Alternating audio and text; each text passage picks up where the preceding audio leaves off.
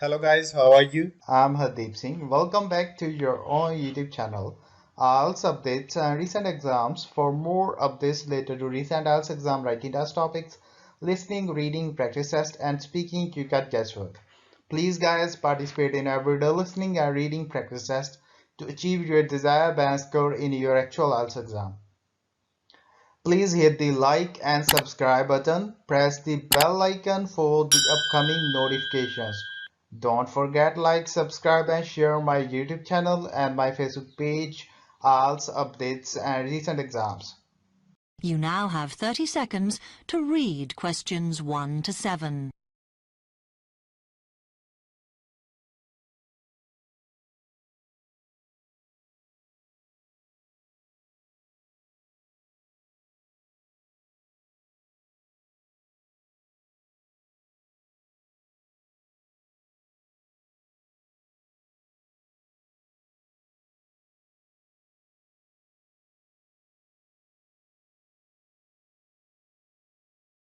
Some of the courses only run for single terms, and we tend to focus on what students have difficulty with.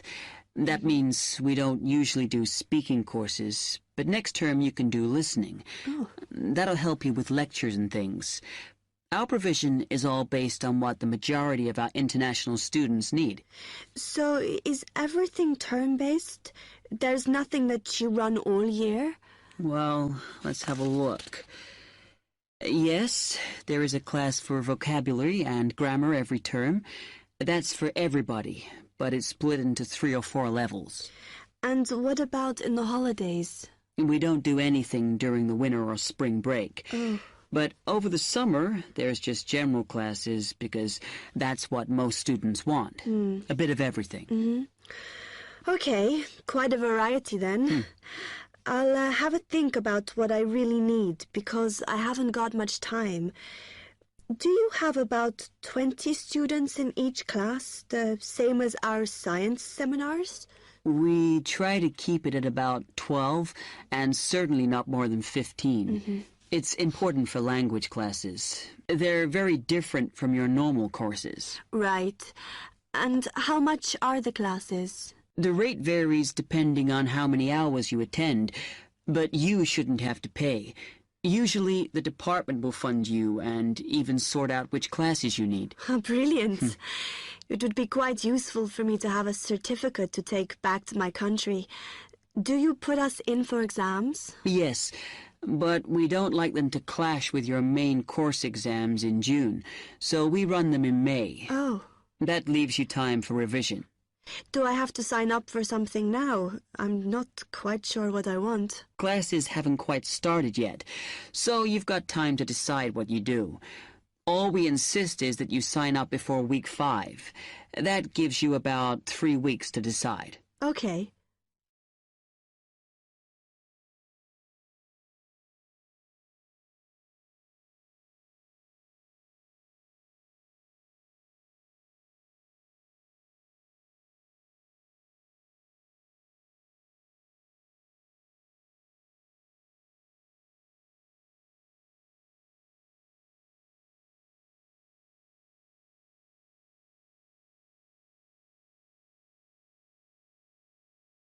Then, when you've made up your mind, you need to come back here to the administration office to enroll.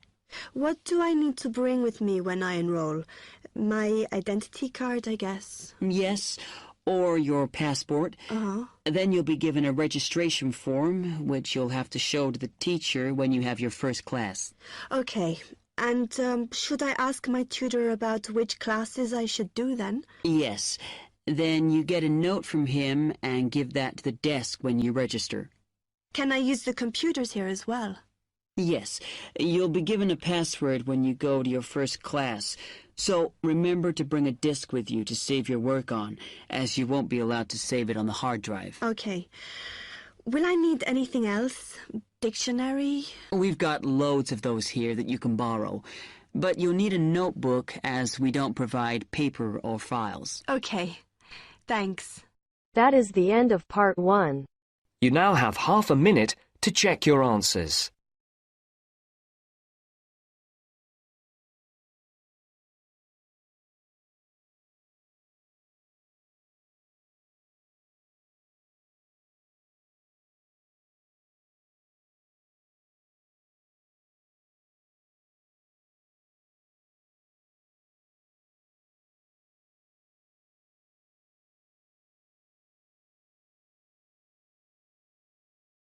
Now turns to Part 2. You will hear a man giving some information about transport in London. You now have 30 seconds to read questions 11 to 15.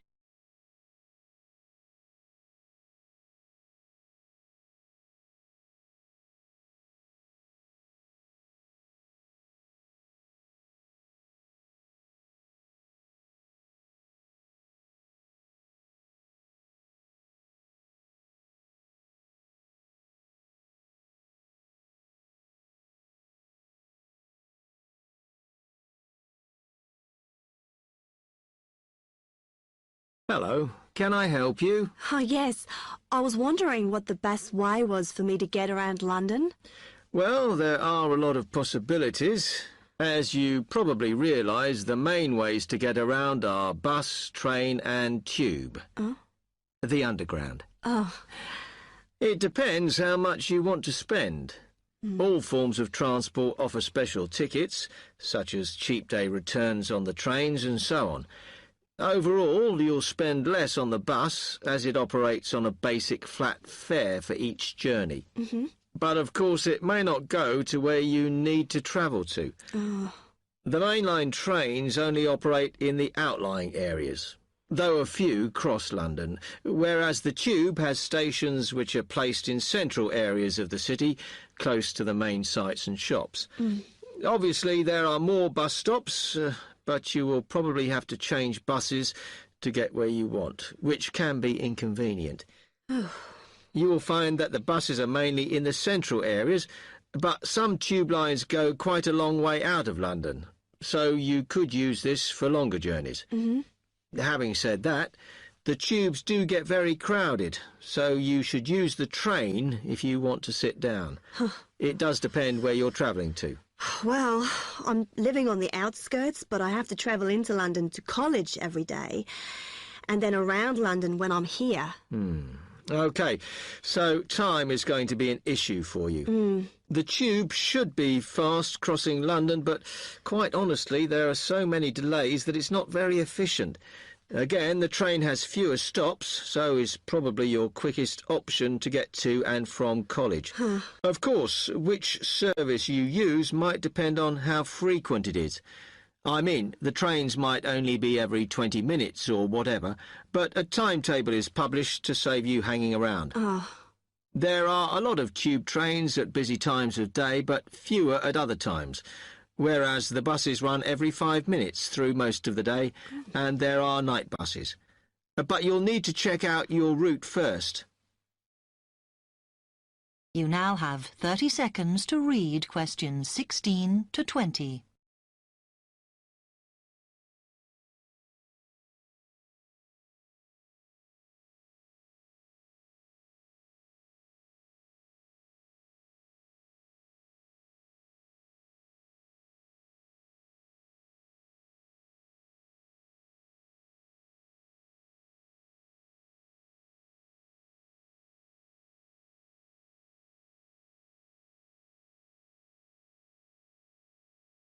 OK, thanks. How can I get from here to Hackney then? Right, well, you can choose. We're here at the information office, OK? Now, next to us, on the corner of the High Street and Sweet Street, is the bus stop, opposite the bank.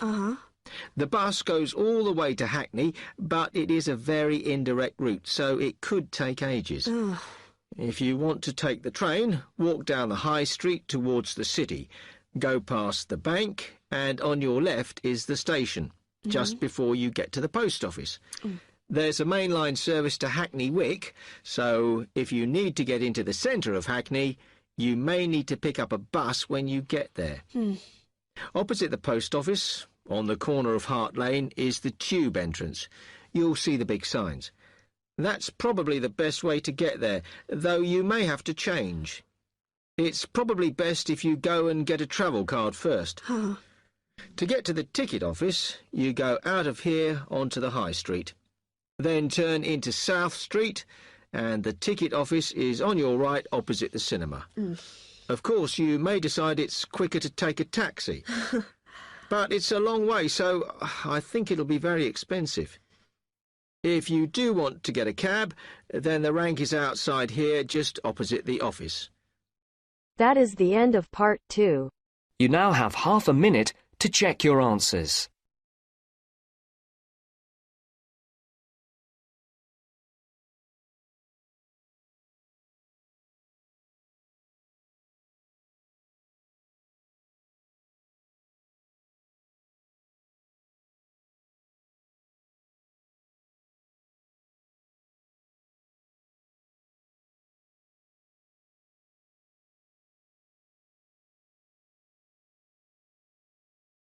Now turns to part 3. You will hear two students, called Richard and Shirley, discussing the information they have collected so far for a group project. First, you will have half a minute to look at questions.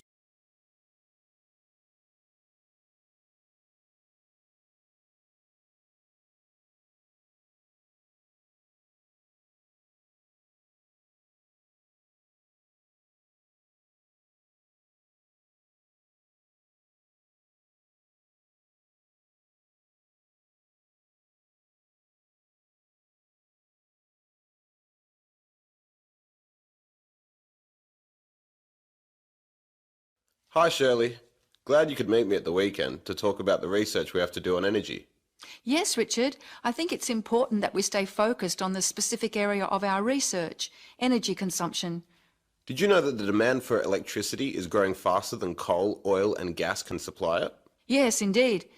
Coal and oil, which I discovered are also known as fossil fuels, could have disastrous effects on world climate. My research supports you. I also found out that the weather could be affected by global warming. However, a range of fuels are used around the world. Did you know that the most common fuels are the fossil fuels, with oil accounting for almost half at 45%? Coal and natural gas are equal next at 20%, with nuclear power being the lowest at 7%. Other sources of energy are also near the bottom at 8%. Before the final part of the conversation, look at questions 27 to 30.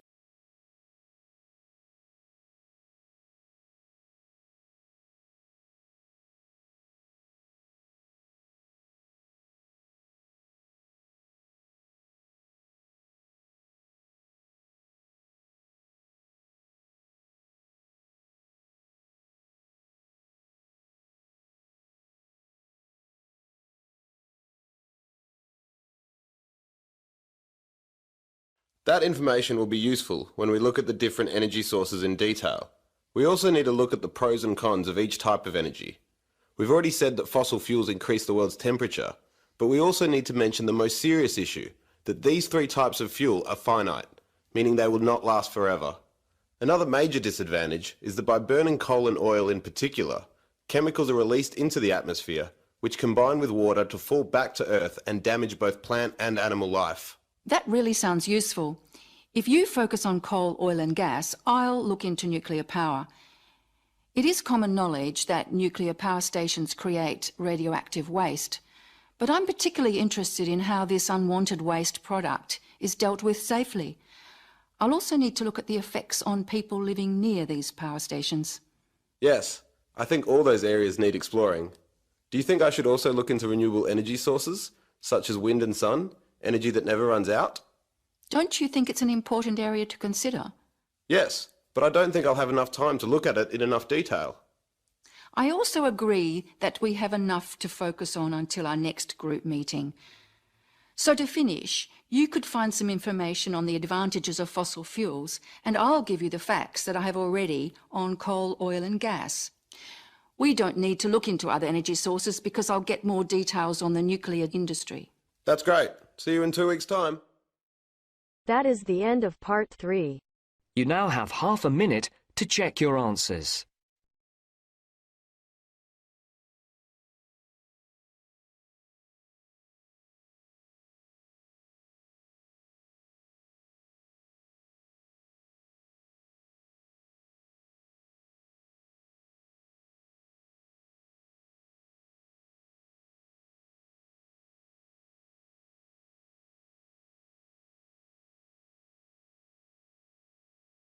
Now turns to part 4. You will hear a talk from a series of lectures on the survival of our planet. Professor Samson talks about endangered species of flora and fauna. First, you'll have half a minute to look at questions 31 to 40.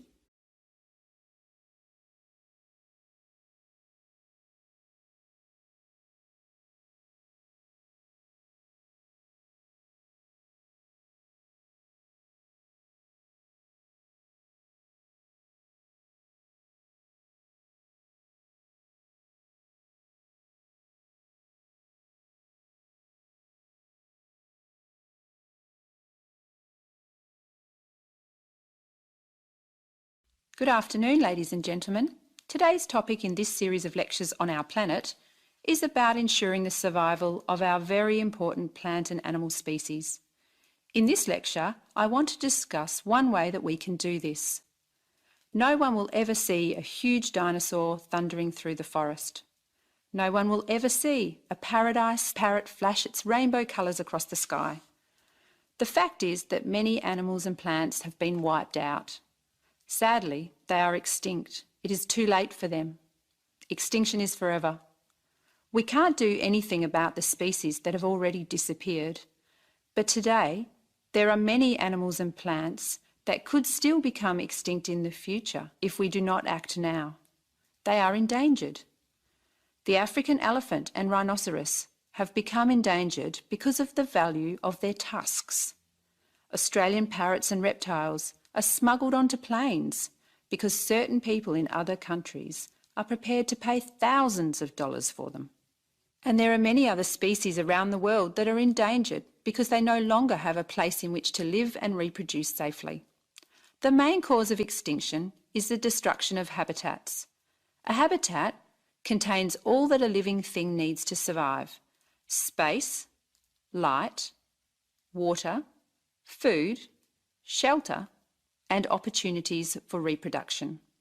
The population of the world is growing rapidly, and this is placing great demands on land and resources for housing and for growing food.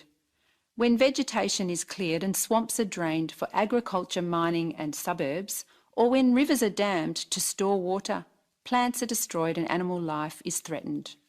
In other words, humans are changing and destroying the habitats of animals and plants, which is in turn reducing their chances of survival. So how can we conserve habitats and help save endangered species? Well, one way is to protect their habitats permanently in national parks or nature reserves. National parks have been created in many countries.